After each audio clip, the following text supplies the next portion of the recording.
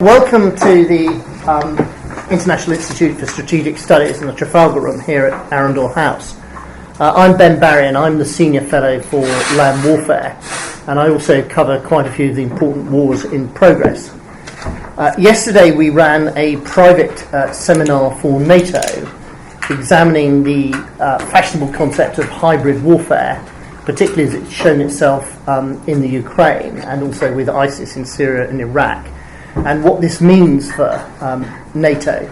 And clearly it's a fashionable topic, but it gives me great pleasure to introduce Emil Simpson, who's going to talk about the information revolution and what it means for conflict in the 21st century.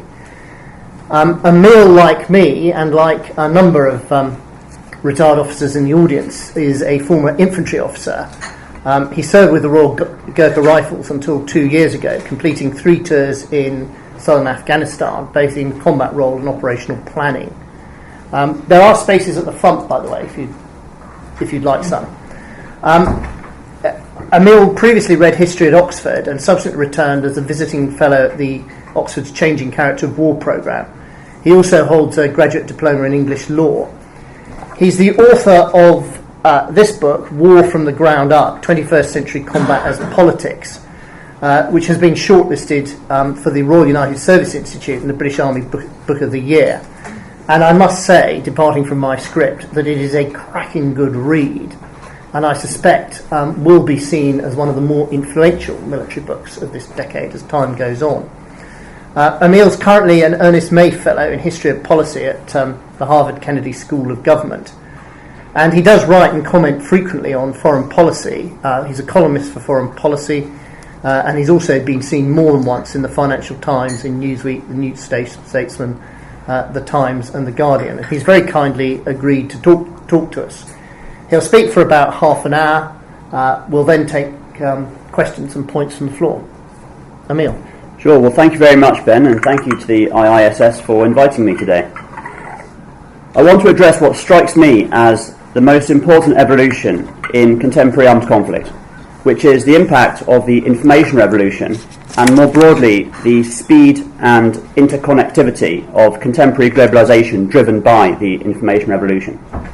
Specifically, I want to address the argument that there is nothing fundamentally new in contemporary conflict, that this is the argument that all conflict is complex, and that the potentially unsettling evolution in contemporary conflict that we see from the Ukraine to the collapse of Syria and the rise of the self-proclaimed Islamic State can be comprehended simply as an extension of the idea that war is complex. You could call this the plus ça change argument. That argument, to my mind, misses the point. This point being that what has fundamentally changed is not war itself, but the context in which war takes place. That is the transformational trend here, and that is the critical distinction. The thesis that I want to propose today is that war as we traditionally understand it, that is, as a specifically military fight distinct from peace, still exists. However, the general tendency driven by the information revolution is away from that paradigm and towards open-ended, networked conflicts that occupy a grey zone between war and peace. I want to explain this thesis in this talk, and then at the end, although the bulk of the talk will be on explaining that thesis, at the end make some comments about implications for policy. So, this talk's in 4 parts. First, I want to talk about the reason why it's important to take a contextual approach to understanding contemporary conflict, and then I want to talk about the 2 main trends that I see as the impacts of the information revolution and more broadly the speed and interconnectivity of contemporary globalization. Those are 1, what I call the amplification of coercive communication, 1, and 2, the network effect. So we'll talk about those 2 and then talk about policy at the end. So, why should we take a contextual approach to understanding contemporary conflict? I think the contextual approach allows us to see continuity in conflict across centuries while recognising fundamental breaks in the context in which it takes place.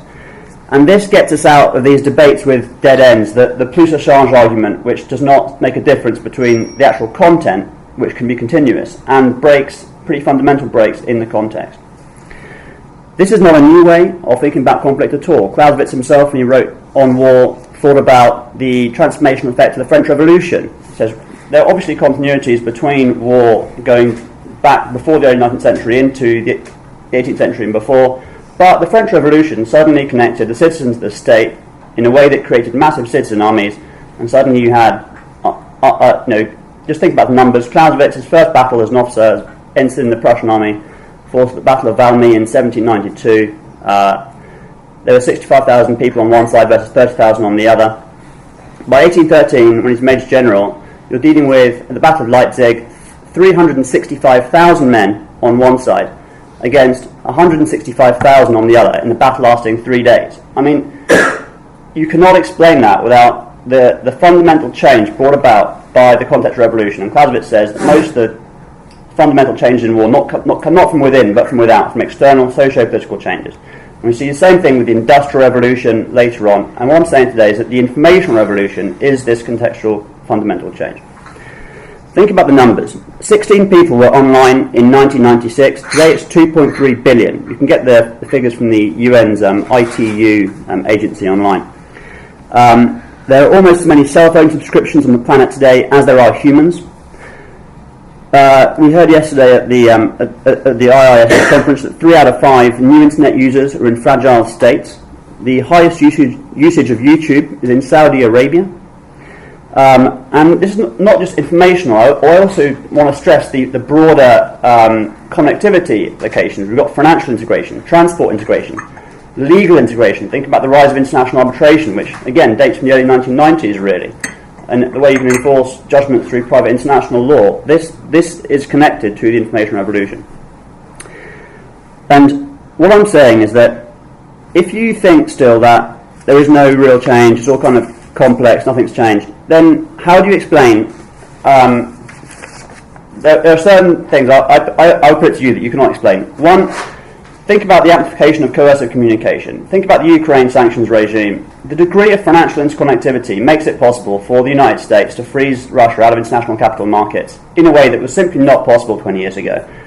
Sanctions were not taken seriously really before the Iranian sanctions regime, and the sanctions regime in Russia is creating real pain there. Level 3 sanctions are making the Russian central bank burn through foreign currency reserves. They're 20% down on the year. They've got to pay $130 billion of debt next year. How they're going to finance that, being frozen out of international capital markets, is extremely contentious. This is a serious impact on the Russian state that could not have been contemplated 10, 20 years ago, because the interconnectivity to achieve that simply wasn't there. So if you say that nothing's changed in contemporary conflict, you have to explain that, and I don't think you can. Secondly, so that this is more about the amplification of coercive communication due to connectivity. But think about the network effect as well. How do you explain the speed at which the so-called Islamic State were able to mobilize such a wide number of people across such wide boundaries, slicing through traditional boundaries of political, cultural, social affiliation on a global level, really? Even some of our own citizens are going there. How do you explain that without the information revolution? I'm not talking about the phenomenon itself. The idea of network conflicts is not new. I'm not saying that is new. I'm saying is the speed and the extent at which it's able to take place. It's the catalyzing effect. That is what is new. It's the context. And so this model allows us to see continuity and draw historical lessons. We're not dispensing or jettisoning history here. That would be ridiculous.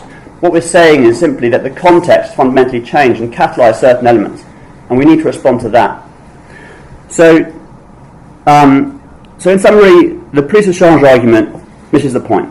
It's seeing continuity in content, not a clear break in context, and not seeing the catalysing effect of that context on certain trends. Now I want to look at those trends and specifically explain how they blur the line between war and peace. So now moving into what these trends actually are. And I said earlier that I want to talk about two trends. One, the amplification of coercive communication, and two, what I'm calling the network effect, network conflict. So let's talk about the amplification of coercive communication. Beyond physical destruction, all use of force in conflict is a form of coercive communication, because defeat in political terms is always a perceived concept in the minds of the defeated, insofar as they accept the terms of the victor. So this happens in conventional war as well. I'm not saying anything particularly radical here. I mean, beyond physical destruction, defeat, you have to get a group of people to accept your terms. That is what defeat is. So it's a perceived state, and you are trying to coercively communicate that. That is the point of conflict. It's another way of saying war is an extension of politics by the means. So coercive communication is not new. The key distinction we're talking about here, however, is the extent to which coercive communication tries to achieve that political goal via a battlefield defeat, via a military outcome. And this establishes a spectrum. On one end, we can see the traditional concept of war, in which you do achieve your goals largely via a battlefield outcome based on persuading people via physical destruction on a battlefield. And that still exists. You can look at the Sri Lankan Civil War. But I'm saying the general tendency is to go away from the battlefield. This is not new either. Terrorism does not seek to achieve its aims via defeating anyone. They seek to use force to persuade usually the government or the people directly. When they are planting a bomb, they're not trying to defeat an army, they're trying to send a political message. So this should not be unsettling or new to us, but it's obviously a different way of using force. It's what I call armed politics in the book. It's not going via, it's bypassing the battlefield. When intelligence agencies use coups, it's the same principle. We can look to gunboat diplomacy in the 19th century, when the Navy, working with the French and the German Navy, went to Caracas Harbour in 1903 and fired some shells into it to enforce a debt obligation. You are trying to coercively communicate. Counterinsurgency is largely political, not just military. This is the same principle, because a lot of it is to do with tools that are not trying to achieve victory via battlefield. You're trying to do a whole range of other governmental and civil military measures to get people to support you.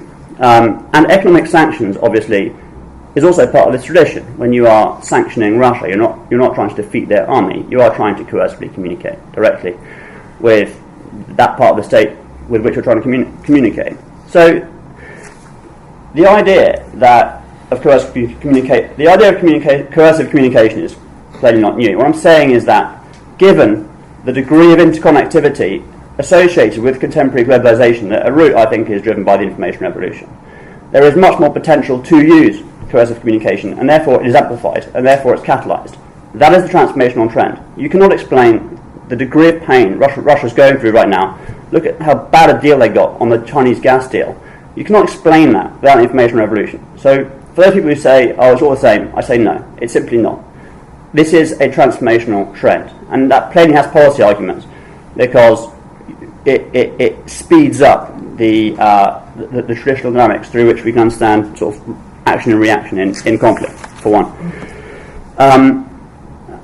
I just want to explain then why coercive communication blurs the line between war and peace. When we're amplifying these elements, these modes of using force that bypass the battlefield, obviously we are blurring the line between war and peace, because these modes are not clearly war. They're not going via the battlefield. So terrorism sits in that grey zone between war and peace. You know, we can see the confusion with whether the war on terror is a war or not.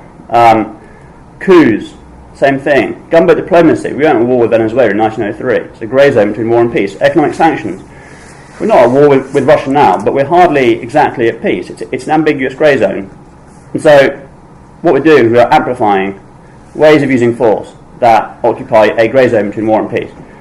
This is actually a big risk. I mean, once you take it to the global level, it's not good to decompartmentalise and break down the boundaries between war and peace, because it is bad for international stability. So now I want to move on to the second trend of contemporary conflict that I'm calling the network effect, which produces network conflicts. The interconnectivity of contemporary conflict creates network conflicts which create more non-state which draw more non-state actors towards the conflict, and more multiplayer conflict. both of these lead towards open-ended conflicts. So, just to rephrase that, what I'm saying is, within network conflicts, I think there's two sub-elements. One is the proliferation of non-state actors, and two is the proliferation of conflicts in which you have more which are not clearly one side against the other, but are multiplayer. So I want to talk about these two issues. But first I want to explain what I mean by network conflict itself. The information revolution opens up the possibility to engage in a wider conflict, voluntarily or not, to a wider range of state and non-state actors.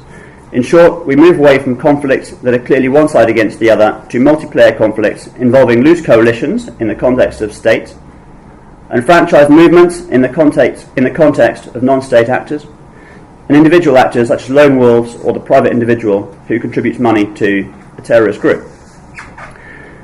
So, what is a network conflict? The network effect, I think, I've thought about this a lot. I think it has two simultaneous effects which are fairly disturbing.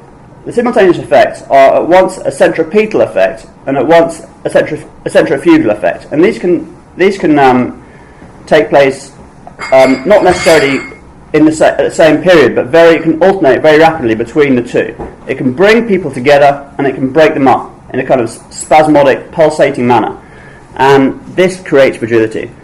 The Arab Spring, I think, unleashed the first truly social media networked regional political resistance movement in human history, which then fell apart, but then led to the formation of groups like the so-called Islamic State in a regional and, to an extent, global process of formation and reformation. We can think about the unifying image of Mohamed Bouazizi in Tunisia, who set himself alight, whose life had been made a misery of abuse by kind of routine corruptions by provincial officials. He died crying out, "How do you expect me to make a living?" And this universal image of human agony was able to rally a huge number of people, slicing across traditional boundaries. Everyone here will be familiar with this, but I was at Harvard the other day. Someone was giving a talk on how this even had effect in Tibet. People in Tibet were kicking up because they self-identified with what was going on there. I mean, this to me is pretty important as a transformational trend. And you can look at the way in which the Uyghurs in Western China today are identifying with IS as well. So it's slicing across traditional boundaries to draw people together, so that one man's fight can become that of millions, some literally, others vicariously. However, at the same time, this same process can break people up. There's the possibility of amplifying disagreements within any organisation, not least because once you've brought in all these people who actually have very different prejudices, potentially, they can split up again. And we've seen this in Syria, for example. That's the most obvious example today. There are thousands of franchises and sub-franchises as these groups have broken up again. I think people talk about the Islamic State as medieval because of their cruelty, and I think that's fair in that sense. But what we're seeing with the highly centripetal element of the Islamic State, this ruthless centralization which obliterates any diversity within the organisation, that to my mind has to be a response to the pressure to resist the centrifugal pull that's broken up all the other rebel groups in Syria. So in a way, yes, you can say the Islamic State is kind of medieval, it doesn't belong to the present. But I think in another way it's actually a kind of dark counterpart to modernity. It's as much a product of modernity as a reaction to it. And that's another way of explaining this sort of centripetal and centrifugal tendency. Just as another example of network conflicts, I think this is a really important concept. I want to talk about the way in which the network effect catalyses regional proxy conflicts to import their coercive and potentially violent pressures into the routine political activity of peaceful states, making it hard to see where the wider conflict starts and ends. The effect is ultimately to overcome the compartmentalizing barrier of state boundaries on the proliferation of conflict. Take the example of Tunisia, whose elections last month gave us a revealing practical snapshot of this trend. One of the two main parties that competed in Tunisia's general election, on the 26th of October this year, was the Muslim Brotherhood-inspired Ennahda Party. Since the Arab Spring, Muslim Brotherhood parties have broadly been backed by Qatar and Turkey. Hence, in neighbouring Libya, Qatar and Turkey, hence in neighbouring Libya, Qatar and Turkey have backed the Muslim Brotherhood-linked Justice and Construction Party, who more broadly link with the Misrata militia franchise there. Conversely, the other main party in the Tunisian election who won was the Call for Tunisia Secular Coalition, which includes many members linked to the authoritarian Ben Ali government that was overthrown in 2011. This party is backed by the Loose Coalition, formed in opposition to the pro-Muslim Brotherhood coalition since the Arab Spring. This is the coalition led by Saudi Arabia and the UAE, and including secular nationalist regimes in Egypt and Algeria. This Loose Coalition has also intervened in Libya, but on behalf of the other, not the Misratan, but on behalf of the Zintani franchise and militias, and now the secular forces led by General Haftar in Libya, in opposition to the Misratan militia group. So this complex, overlapping, networked pattern of conflict that plugs into Tunisia is not anomalous, it's normal, as anyone who follows Twitter feeds from the region can tell you. We also have an Al-Qaeda in the Islamic Maghreb, AQIM franchise in Tunisia, called the Uqba bin Nafa Brigade, which in the last year has killed over 170 Tunisian soldiers, operating just inside the Tunisian side of the Algerian border. They were originally the Salafist group for preaching and combat, one of the factions of Islamist rebels in Algeria's 1990 civil war. And then, in that way, that faction links into the security problem in Algeria, in that they also pose a threat to Algerian President Bouteflika's secular nationalist government. And we're also seeing a linkage into the IS fight, with some of these guys sort of flying IS flags, for example. So I'm talking about the way this Tunisia, nominally at peace, is plugging into all these sort of network conflicts. We also have Ansar al-Sharia, which operates across Tunisia, Algeria and Libya, where they were associated in Libya with the murder in Benghazi of US Ambassador Chris Stevens. These guys are as much an organisation that influences local politics through coercive, religious and street-level social activity as they are a militant group. In Tunisia, they arguably present a threat not only to the secular nationalists, but also to Ennahda, whose version of political Islam is far less extreme than Ansar al-Sharia's. In this way, the wider Al-Qaeda affiliated networks also import their influence into Tunisia's routine politics. They kind of plug into it, and they plug in all the rest of the network conflict into it. In short, the context of Tunisia's election, even in this substantially simplified account, can be understood as part of a wider regional networks conflict, which catalyses the effect of external coercive political pressures in routine domestic Tunisian politics. Tunisia is still a success story, and it's a credit to its political institutions that it's been able to neutralise thus far, more or less, these external networked pressures. But the presence and potential danger of such pressures on the seams of Tunisia's political and social fabric is plain to see.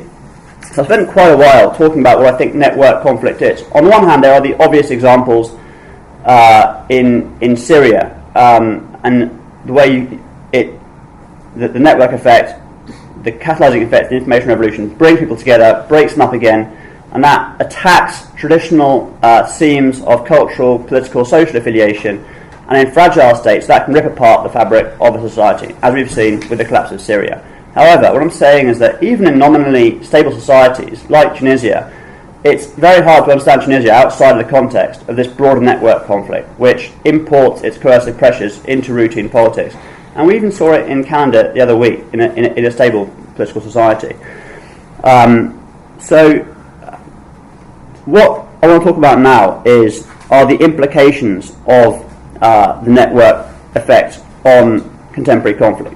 Specifically, I mentioned at the start, one, the way in which you have conflicts that mix sovereign, non-sovereign and individual actors. Again, this is not new, it's catalysed, it's just we're going to see more of this. and secondly, the multiplayer aspect. So let's start with the mix of sovereign, non-sovereign, and individual actors. I want to go back to a bit of conceptual stuff for a moment. Think about the concept of defeat. In regular conflict between sovereign actors, the concept of defeat and its counterpart victory, obviously, has a military component in terms of a battlefield defeat, and its political counterpart is normally a legal instrument, such as a peace treaty, that locks in the result of the battlefield effectively and can create a return to peace, especially because you consider the opponent an equal. You're not judging them as criminals or anything. At least in theory, it wasn't quite the case in World War I with a punitive peace treaty, but that kind of makes the point that a punitive peace is the best way to return to war quickly. Now, the difference when you're dealing with non-state actors is obviously that by logic you don't recognise their legal personality, or even if you do, you don't recognise their capacity to enter any peace treaty. At the extreme end, we're obviously not going to do a peace treaty with Al-Qaeda or IS, but you could see the same thing with Israel and Hamas and Hezbollah. They're very reticent about entering formal agreements, and unless you end up basically accepting that your antagonist does have a quasi-legal personality, I mean, you can look at the Good Friday Agreement, for example, then you are into an endless conflict, because there's no political counterpart to the military battlefield outcome. You can't reach a legal end state because you don't recognise the capacity of the opponent to even enter into an agreement. So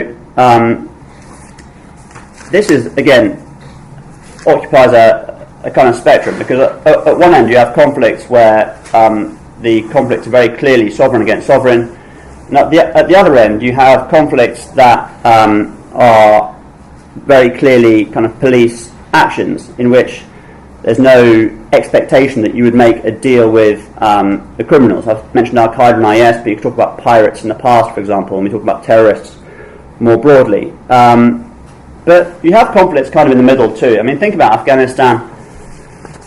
Legally, what we were doing was really, on the one hand, enforcing the domestic jurisdiction of the Afghan government.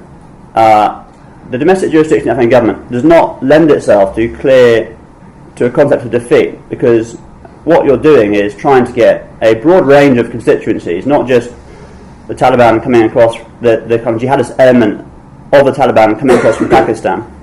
You're trying to get a whole range of political constituencies to subscribe to a given narrative, the narrative basically being, don't fight the Afghan government. That does not lend itself to a clear military concept of defeat. What you're trying to do is create and maintain a given configuration of political affiliations in perpetuity.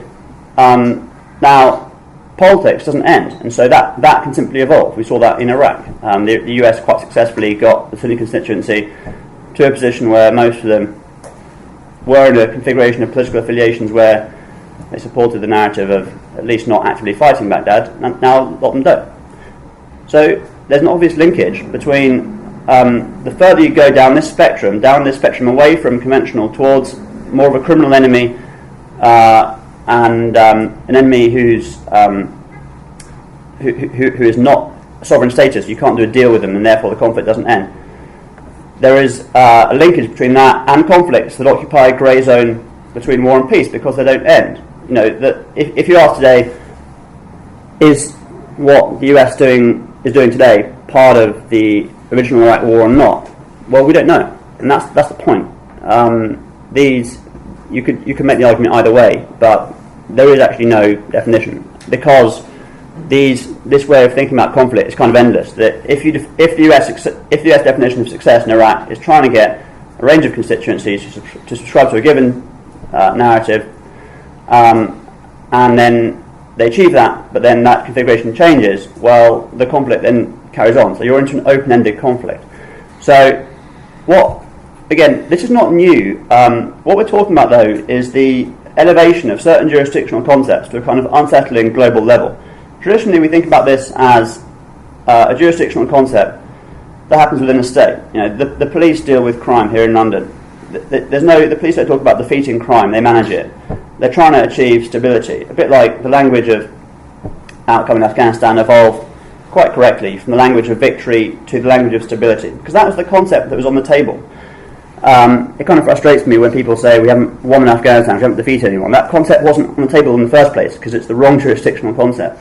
But anyway, the point is that when you elevate sort of a police action that traditionally we think about in a state context to a global context, then again we are into conflicts that do not lend themselves to the concept of victory. They lend themselves to the concept of stability, which is open-ended. The war on terror is the classic example. You can't defeat Al-Qaeda beyond battlefield outcome because it's an idea, and so you are constantly trying to get a range of constituencies across the world to subscribe to a given narrative, like don't support Al-Qaeda or don't support IS. And that's just endless, because you can achieve a certain configuration of political affiliations, but those affiliations can evolve. And what I'm saying is that we need to think about the jurisdictional assumptions underlying our concept of victory.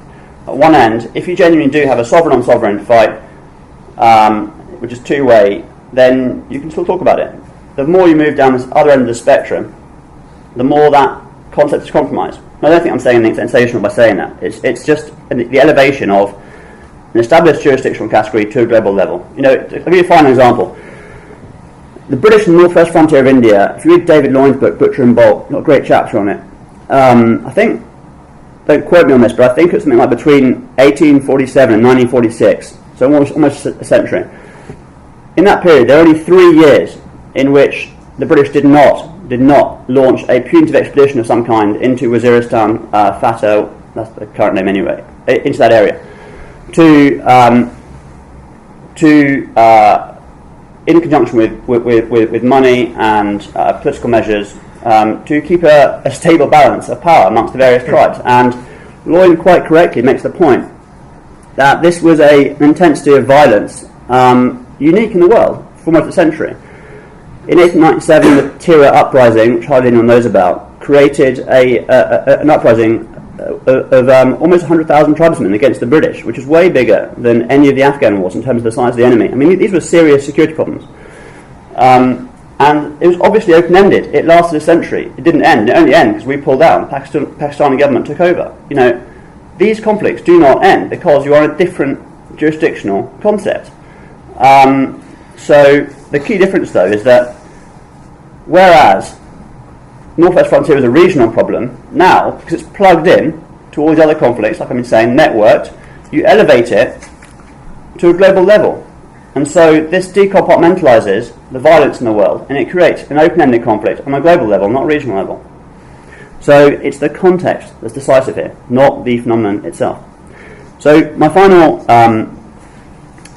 point here, sub-point, I've been talking about network effects, okay? I've talked about what network conflicts are, I've talked about the mix of sovereign and non-sovereign actors and the way that creates differences between the jurisdictional concept through which we understand the concept of victory and defeat, which lends itself to closed if you can talk about victory genuinely, you have closed concepts, clear boundaries between war and peace. If you can't talk about victory, and if you're talking about victory in terms of stability, then you're into open-ended conflicts and you're blurring the line between war and peace.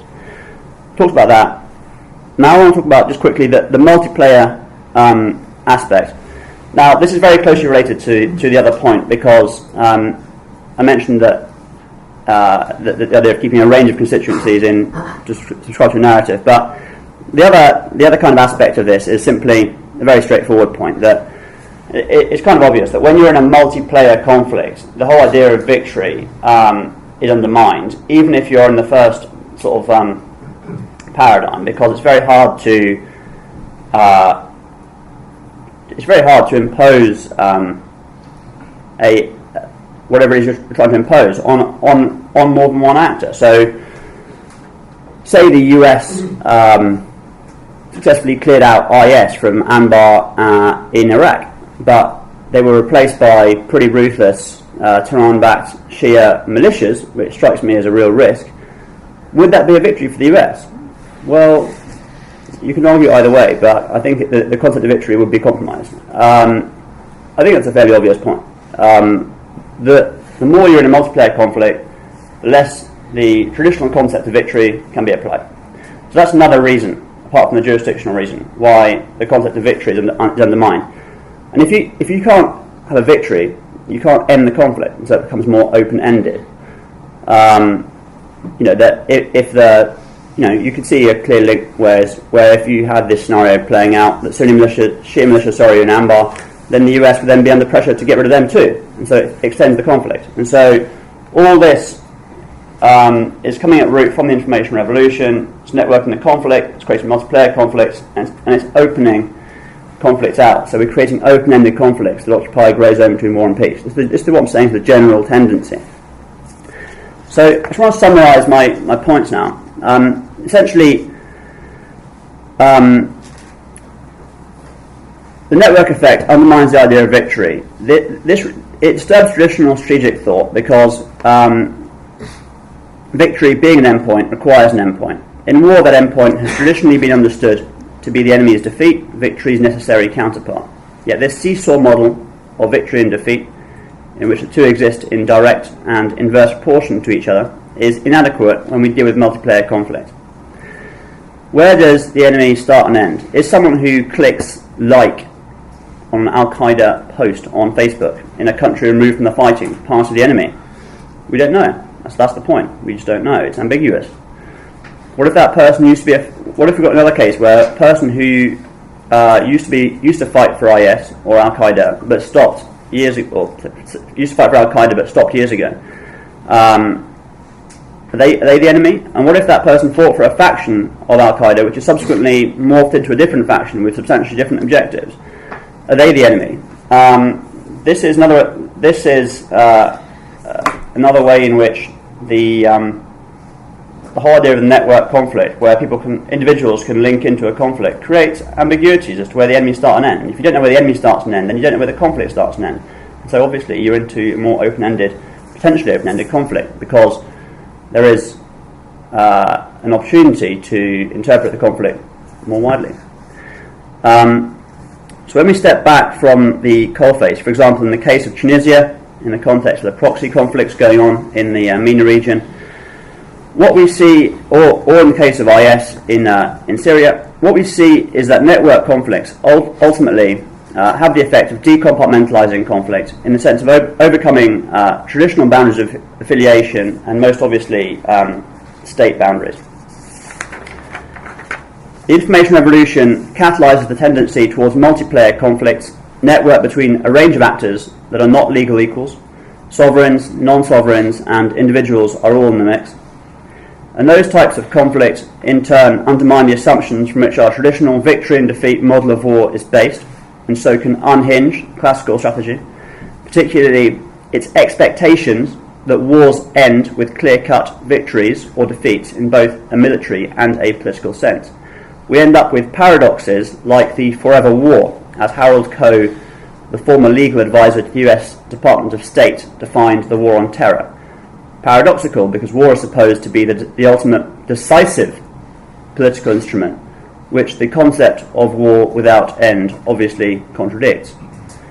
By analogy, basic assumptions about the goals of litigation would fall apart if the trial was set up so that there's never going to be a clear verdict. At root, this is the reason why some of our traditional strategic concepts, such as victory, don't fit well in many contemporary conflicts. There is a lag between classical strategy on the one hand and comprehension of the effects of the information revolution on the other. That lag is apparent every time we hear that contemporary conflict is confusing. I don't see the complexity of contemporary conflict as confusing. I see it as normal. As normal as coming across a shepherd in a remote hamlet of South Afghanistan sending a text on a smartphone. Strategic thought needs to catch up with that. Okay, so I said that the bulk of this talk would be talking about why the information revolution matters in conflict today, and I didn't leave much time for policy responses because that's a separate talk. I'm just going to mention three very briefly. This is the final part of the talk.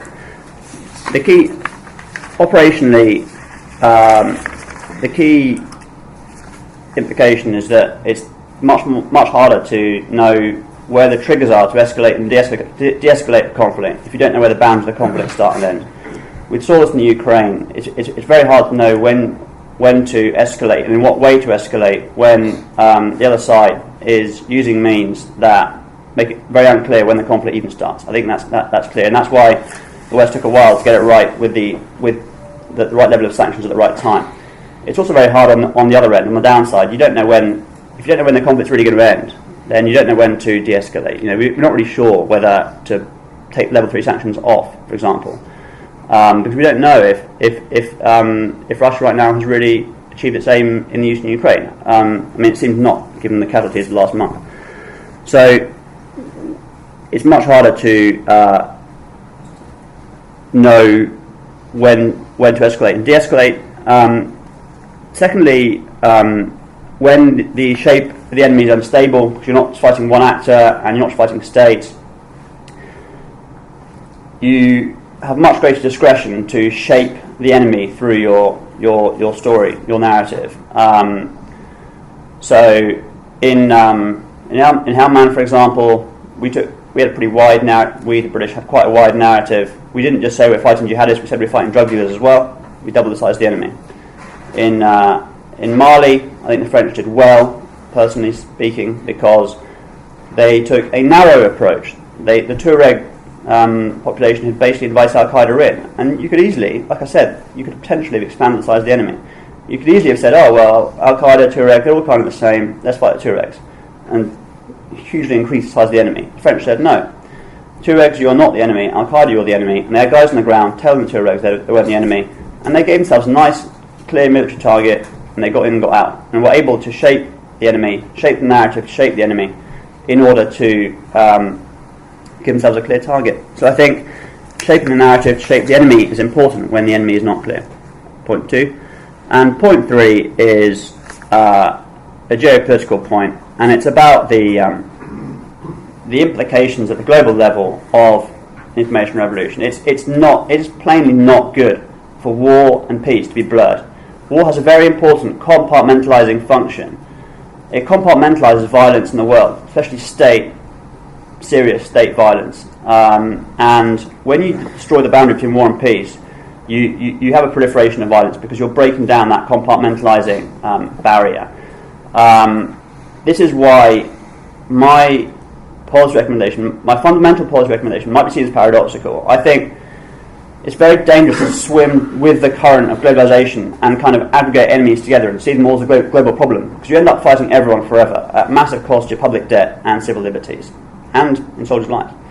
And I actually take a counterintuitive position, and I think we should swim up current, even if it's a kind of perpetual effort because the information revolution is going the other way, and try as far as possible to kind of break off, a bit like, say, the French in Mali. Actually, there's some problems in Mali. I'm not saying silver bullet, but they kind of took a chunk of the problem and defined the enemy quite narrowly, and I think that's the way to go. I'm saying if globalization and the information revolution is decompartmentalizing, we should try as far as possible to recompartmentalize. As far as possible, I say as far as possible because you cannot get back to a kind of pure war and peace state anyway, but as far as possible, because otherwise you will have endless conflict, and that's undesirable.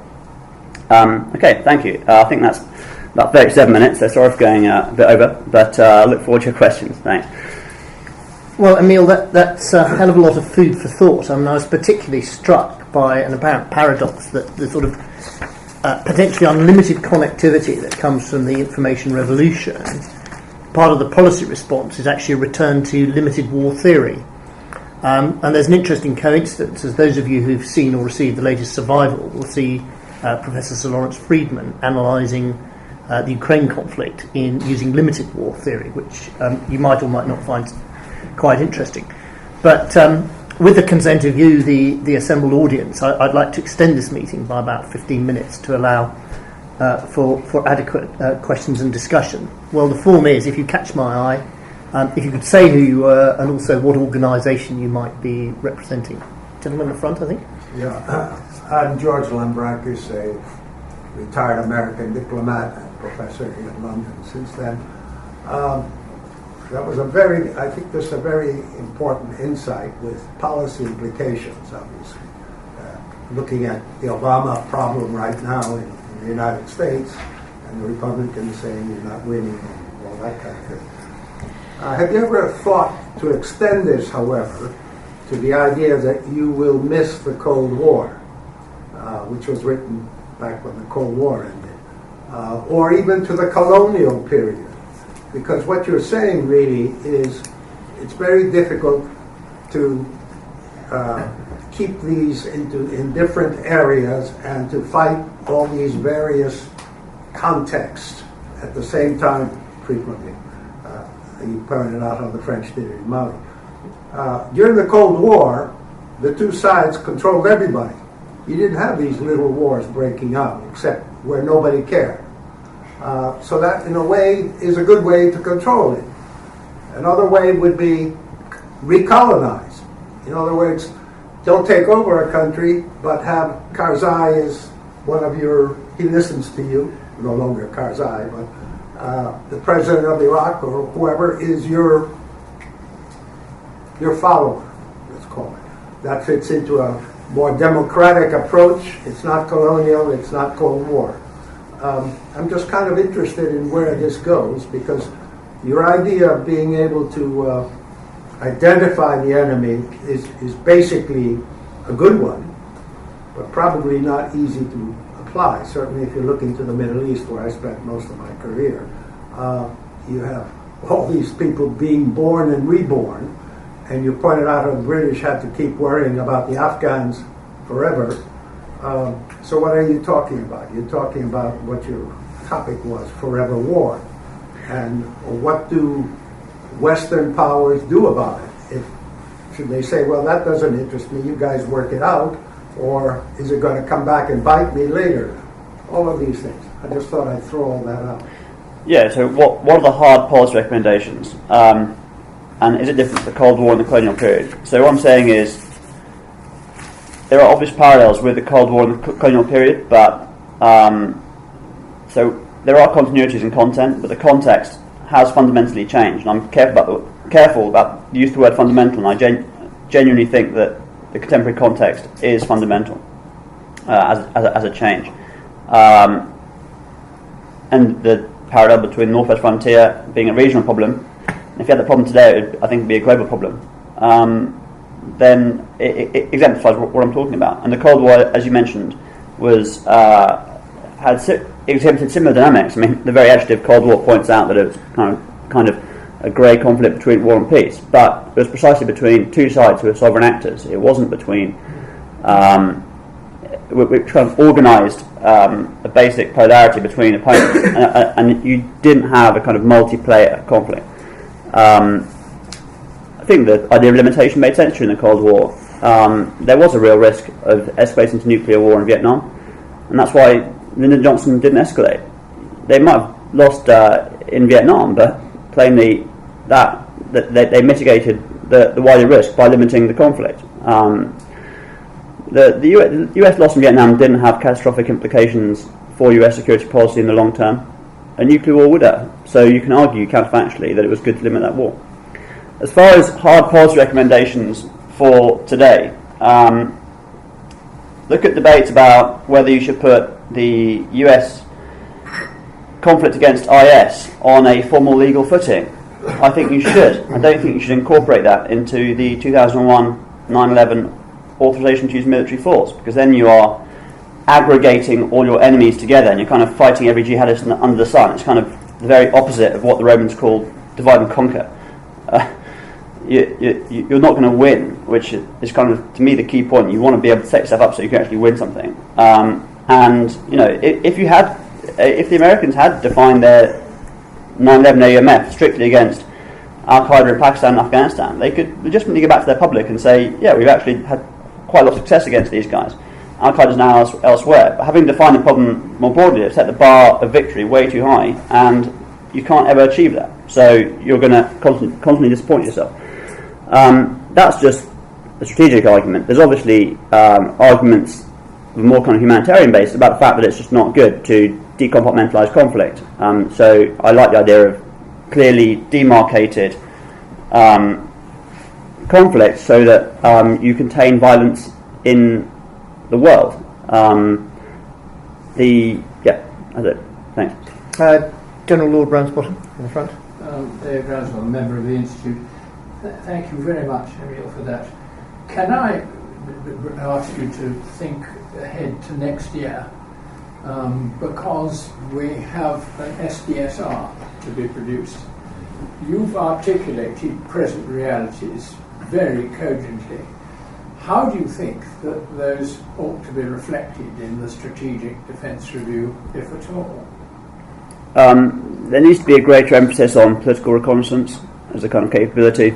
We think about reconnaissance as a military capability. Find the enemy, work out what they're going to do. There needs to be a lot more emphasis on sensing the political terrain of the area you're operating in, and then being able to communicate within that environment. I mentioned the French in Mali. It wasn't just the understanding of the various factions in Mali, but it was actually the fact that there are people on the ground who are able to communicate their story. The key one being Tuaregs are not the enemy to the Tuaregs, for example. That kind of forward capability needs to be, strikes me as the key thing that went wrong for us in Helmand. I think the army fights fine. I don't think there's a problem with the way the British army fights on the ground. I don't think there's a problem at the operational level. I don't even think there's a problem at the strategic level had the information been right. I think the problem was the information just wasn't there. People just did not know the difference between a Barracks Eye, a Nishik's Eye, and an Ali's Eye in 2006. And that's pretty fundamental. That's like going to Northern Ireland without knowing what a Catholic and Protestant is, which, that's the kind of parallel we're talking about. So if there's one takeaway, let's develop a political reconnaissance capability. Gentleman just in the aisle there. Paul Schultz from King's. I'm struck by a kind of contradiction in what you say. You give a convincing analysis about the way that war is politics, and you talk about network effects and hybrid actors, etc. But then you come up with this possibly strangely legalistic or moralistic mantra about it's not good to separate or to decompartmentalize. We ought to compartmentalize. Well, in many places in the fortunate parts of the world that may be possible, but in bad neighbourhoods, the Middle East forever, and now Eastern Europe, is it possible? Aren't we going to have to cope adequately with antagonists who deliberately break down the distinction between war and non-war? And the sort of juridical Christian Roman international law distinction between pax and bellum doesn't really work there. It's not a guide to effective policy. And isn't it necessary to begin to emphasize in international fora and certainly to Western electorates that that's just how it is now? Because otherwise we lose. Well, interesting you mentioned Roman law. I was studying this the other day, and the Roman law distinction between pax and bellum was quite aspirational. I mean, when Cicero talks about the justus hostis, the just enemy, which is what Augustine and then Grotius uses as the basis of ultimate distinction between a sovereign enemy and a criminal enemy today, he was actually doing it in the context of a speech in the Senate saying that Mark Antony was not the justus hostis. He was saying that he was a kind of rogue actor going around the Roman Empire undermining the state. And so he was using the justus hostis as an aspirational category. He was trying to compartmentalise violence in a context where it was very hard to do so, because he saw the implications, and he was right, because ultimately he did overthrow the state. So the idea of legal concepts has never been, has at different moments played a different role. I mean, often legal concepts are not useful because they actually relate to the facts on the ground. They're useful because they imply an aspiration to redemarcate configurations of power in the world.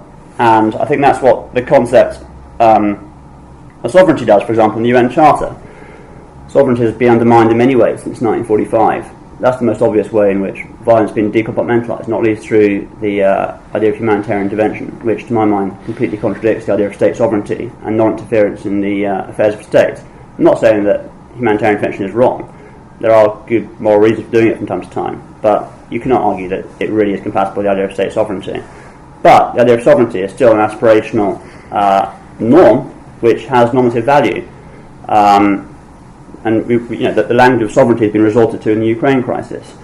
So I take your point, but legal concepts are there especially international law, when it's kind of different kind of law to domestic law, it's got no enforcement mechanism, that the normative element of the legal regime and the categories it's seeking to draw aspirationally, using concepts like sovereignty, are just as important as their kind of reality on the ground. General Vivian? Charles Vivian, member of the Institute. I wonder, could I ask you, in view of what you've been saying, whether one should be looking again at the concept of the use of force? Because you rightly said, from your point of view, that we are not at war with Russia. But I wonder whether Russia see the same way, and whether they see the economic warfare which we are undertaking against them actually as a declaration of war by other means, and would they be justified in responding with the use of force which would be on what we're anticipating ourselves? Yeah. I mean, this conference we went to yesterday, it was interesting because the bulk of the conference was talking about the West facing so-called hybrid threats, use whatever term you want, from others. We were on the receiving end. And one of the key implications of this amplification of coercive communication is that we might misunderestimate the power we have to impose pain on the Russian economy.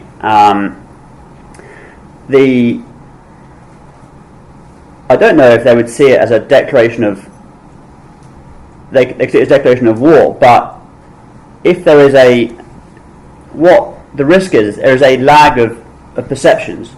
If you subscribe to the argument, the kind of plus-change argument, that it's all kind of the same, nothing's really changed, and these sanctions against Russia are the same as sort of economic warfare against the USSR in the 70s and 80s, and it won't trigger a nuclear war, then you've discounted the amplifying effect. It might be very different from their end. They might see the West as the kind of very effective hybrid warfare actor. I mean, these sanctions are very serious. Russia's got to pay $130 billion of national debt next year, and it can't access international capital markets. I agree with you entirely. I mean, no, I think we completely agree. So yeah, I mean, I don't know if the declaration of war is going to the right analogy, but yes, one of the key implications of this argument is that we need to not just think about the impact on us, but how we are amplifying our effect against others, and how that might destabilise their reaction. I mean, we've obviously boxed Putin into a corner, and now he's fighting from that corner. He's trying to fight his way out of it, and that's a dangerous place to be. Lady on the right. Yeah. Yes, Mary Dashevsky. I write a column for the Independent newspaper. Going back to the question of sanctions, I am not entirely convinced that the effect of sanctions against Russia is as we're presenting it, because it seems to me that Russia's involvement in the market in the way that it wasn't in Soviet times actually explains an awful lot of what's going on now. Even if sanctions weren't there, if Russia goes out and annexes Crimea, then it's broken certain international rules, and it has an effect on international confidence and international readiness to invest and all those sort of things. And I just wonder whether sanctions are having the effect that we're crediting them with. Now, you might come back to me and say, well, actually that's all part of the information war, that we claim credit for that, and the Russians can understand that, can blame the sanctions. But do you really think that sanctions are having that effect as opposed to market conditions? No, that's an entirely fair point, and I don't disagree with you in any way.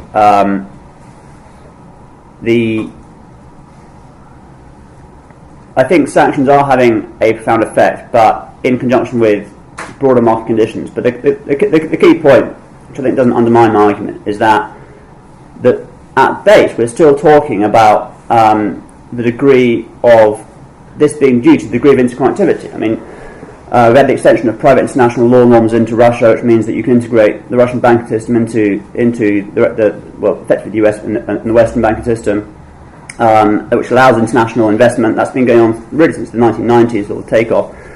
And if that has therefore creates a clear break with conditions before that, there wouldn't have been such a there could not even have been such a market reaction in a non sort of outside of the environment of contemporary globalization which we're seeing today. So however you explain it, whether you explain it through the broader market reaction or sanctions specifically, I think it comes down to the same base concept. Does that make sense? Sorry, No, but Reserve judgment. okay. no, but I'm just interested why you would reserve judgment. I mean, there weren't multinationals investing in Russia pre-1990s, so they, No, I mean that was my point. That Russia is part of the international market in a way that it wasn't in Soviet times. So in a way, did we need to impose sanctions because the markets actually did the job? oh right, okay, well that's a slightly different question. Okay, yeah, okay. I don't want to go into should we need to impose sanctions, but I think the point about connectivity still stands. Okay. Gentleman at the back. Paul Entrim, Defence Intelligence Staff and the former Nepal and Himalayas Desk Officer, a position that is now gapped. Thank you for the advertisement. We hope that after the Defence Review there will be recruitment rather than reductions in our organisation. I think it is necessary. We do, of course, always need to reach out to the sort of people represented in this room, and thank you for the opportunity. I enjoyed the talk. End of advertisement. Thank you. Sorry, Emil, there is a sort of amplifying question, and then I'll turn to the gentleman at the front. What you've seen as a sort of hard lesson of the last decade of war and an attempt to avoid future entailing commitments of the same dimension is that you've got a couple of armies saying, well, we actually need to better understand before the conflict and build the conventions and build security. And we do this through regional engagement. The British Army's adopted this, and so actually has the US Army, for example, with a whole division having just spent a year doing all the practical US Army engagement with Africa. Do you think that's a helpful idea? Yeah, definitely. If you can shape events upstream, then you can mitigate getting involved in the bigger conflict later. That said, we need that. That doesn't mean getting sucked into one existential conflict. So I'm talking about decompartmentalizing. So when you're fighting Boko Haram, talk about fighting Boko Haram. Don't lump them together with Al Qaeda. There's very different drivers of conflict there. And so in Helmand in 2006, or 2007, when I first went there, we were lumping together drug dealers with Taliban, and there were very different reasons why they were fighting. It wasn't not everyone who shot us was the same enemy, and it would be much better to have a separate kind of campaign against that side, the drug side of things, than against Taliban, and not link the two together. Same thing with Boko Haram might have a kind of froth of Al Qaeda or IS linkage or whatever, but if you read about it, a lot of them are plugged into local Nigerian corruption and criminality, and just on the one hand, yes, go upstream, find out what's going on, mitigate upstream, but don't lump it together as one existential conflict. Break it off and look at local drivers. Gentleman in the white shirt in front. Sorry to keep you waiting. Nick Papadimitrou. I'm a amanuensis for Elizabeth Young Lady Kennett, who's a member of the Institute.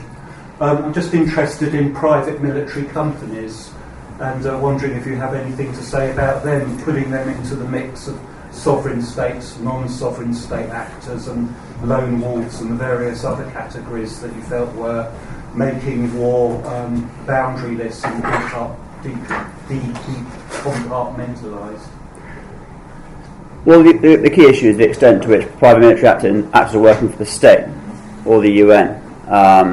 This is a well-recognised phenomenon in international law. Pre the 17th century, there were hundreds of sort of mercenary companies running around Europe, not really linked to the state, and that's one of the fundamental reasons international law introduced this hard-edged idea of sovereignty to exclude those guys as legitimate actors because they were creating chaos. In the religious wars of the 16th, 17th century, for example, you still had state actors in post that period. I mean, the obvious example is privateering, and you could say that they created a lot of violence, but at least they were working for the state. Private military companies are part of the fabric of international security now. You can't really turn that clock back. So, and they, in many places, they fill an important role. The key is just to make sure they are linked into the state and obey clearly defined legal rules. But there don't seem to be any real clear guidelines. I mean, private military companies are largely self-regulating. There doesn't seem. I've searched to find legalistic guidelines for them. For instance, where their loyalties are. That doesn't seem to be anything clear at all. It seems to be as a wide and deconstructing a factor in contemporary warfare as the internet and various kinds of subgroups and sub-subgroups of non-state actors who are fighting sovereign states, or potentially so. Yeah, I mean, insofar as they operate in a legal vacuum, I agree that legal vacuum needs to be filled. We saw that with the Blackwater case. You cannot have Blackwater running around on a roundabout in Baghdad and killing 17 civilians. That's plainly wrong. On the other hand, most of the private military companies we work with in Afghanistan do actually pretty unsexy stuff like deliver food supplies from Pakistan. You need that, and they just need to be operating within a clear legal framework. It's just a question of filling the legal vacuum. Yeah, I agree. Where PMCs are operating outside of a legal vacuum, that vacuum needs to be filled. Final question. Yeah, Clive Soley, member of the Institute. I'm struggling with some aspects of your argument. There are large amounts I understand and agree with. Bits I understand might be because I'm a politician and come at it from that level. But one of the interesting questions Lord Ramsbottom referred to is how do you deal with this if you're drawing up a strategic defence review. My view is increasingly, I think this is where you're at, is you have to look at the political level as well. And I've taken the view for a long time, and I'm very pleased that people like Jonathan Powell were on board with it, that you have to, at times, talk and fight at the same time. That you need a political process. Because the one example you made very little use of was Northern Ireland. Yeah. And in fact what you had there is non-state actors on the Union side and on the Republican side, and it wasn't until Britain and Ireland, the two states, got their act together and began talking to them that we began to see a way forward, and then we did bring in the legal bit. We brought in laws which adjusted the needs of both those groups in broad terms, release of prisoners and so on. So I do think that political structure is trying. And I've always been troubled by the war is politics by other means. I wouldn't dispute it fundamentally, but I would actually rather come at it by saying that war happens when political systems break down, as indeed the Northern Ireland political system broke down. You then get people fighting because actually politics is the way human societies work out how to control conflict within their own group. Yeah, well, my last point, war is often a breakdown of policy rather than an extension of it. What I think Cloudwood is saying is simply that war has to have an animating idea that goes beyond war. Otherwise, fighting just references internal military metrics. You start thinking you can win by just killing people. But you don't really think, you need to link that. You need to, if you're saying that, you need to attach that to a reason why that is going to lead to you winning, which often it doesn't. So the idea of war is essentially imposed by the means, simply saying that you need to have an animating rationale, which we call policy. And often that serves to reduce violence rather than extend it. The point about political structures is in the Strategic Defence Review is key. I mean, take an example from Afghanistan, where I was working for about 8 months as a sort of intelligence officer, battle group intelligence officer in an infantry battalion. So pretty kind of operational, tactical level. We had very close, sort of gritty knowledge of all these different groups in an area between Gresham and Ashgabat, and a lot of our problems were to do with the way in which we over-exaggerated the enemy, and we were fighting too many people. We weren't fighting. We should just be concentrating on the kind of jihadists. And I had different relationships with people at the PRT in Helmand, but from time to time you pick up the phone and then to the sort of policy people and you say, hey, I need to talk to you about policy because the policy here is causing problems for us. And they would say, hey, you don't talk about policy, you just fight the enemy and we'll do the policy and you sort of shut up. That's the mentality that's a problem. And that's a mentality that comes directly from this conventional view of war where you have very clearly demarcated political and military spheres.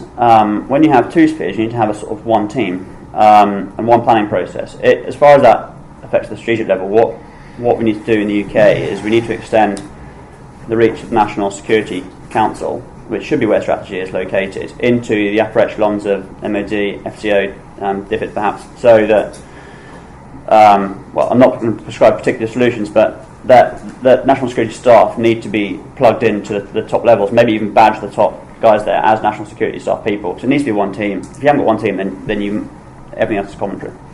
I think I'd like to draw stumps there. Thank you, Emil, for a very stimulating talk. Perhaps a talk with the highest, as high a level of fibre content as I've